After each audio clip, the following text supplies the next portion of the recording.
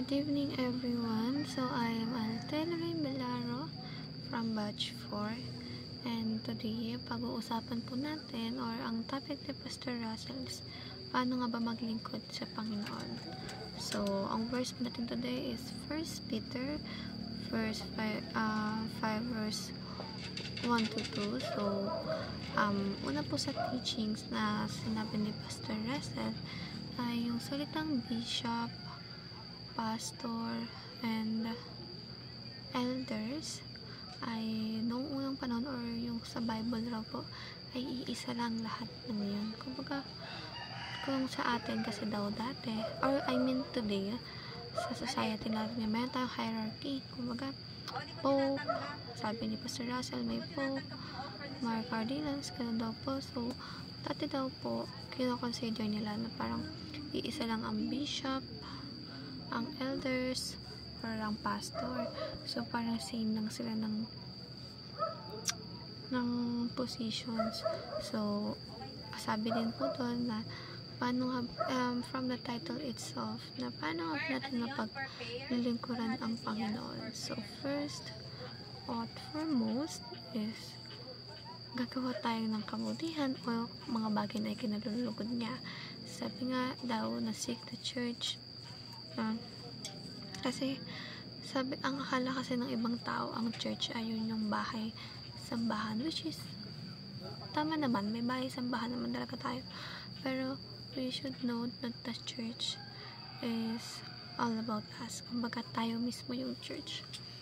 So kinait tayo ng Lord bilang maging kanyang mga anak, at of course malaman natin yung mga bagay na nakaka-glory sa Kanya. Sabi nga sa title, diba, na paano ba natin mapaglilingkuran ang Panginoon. We can show our love to God in a way na pasasalamatan natin siya, i-glorify natin siya, at of course iiwasan natin yung mga bagay na makakapanakit sa Kanya o sa tingin natin na kasasakit ang damdamin niya sa atin. So that's why mas kailangan natin mag-seek ng messages or yung mga salita niya na maaari nating makita sa Bible upang sa ganun mas maging aware tayo sa mga bagay na kinakikilos natin na possible na hindi niya ikagusto. Kasi usually meron tayong bagay na nagagawa na akala natin na ayos lang, na mabuti lang, pero hindi pala. Kasi sa paningin ng Panginoon na hindi dapat natin ginagawa yun dahil una, maaaring napahamak tayo, or pangalawa is talagang hindi naman talaga natin dapat talagang gawin yan. So si Lord wala siyang ibang gusto o nararapat na gusto mangyari sa atin na ikapapahamak natin. So that's why mas kailangan natin ingatan din yung sarili natin gaya ng pag-iingat sa atin ng Panginoon.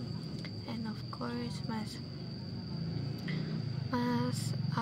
minamahal ng Panginoon ang mga anak niya. Alam niya na sa puso natin ginagawa natin yun para sa Kanya at hindi lang dahil pinapagawa sa atin ng ibang tao or what. That's all po. Thank you for watching. Bye everyone. God bless po.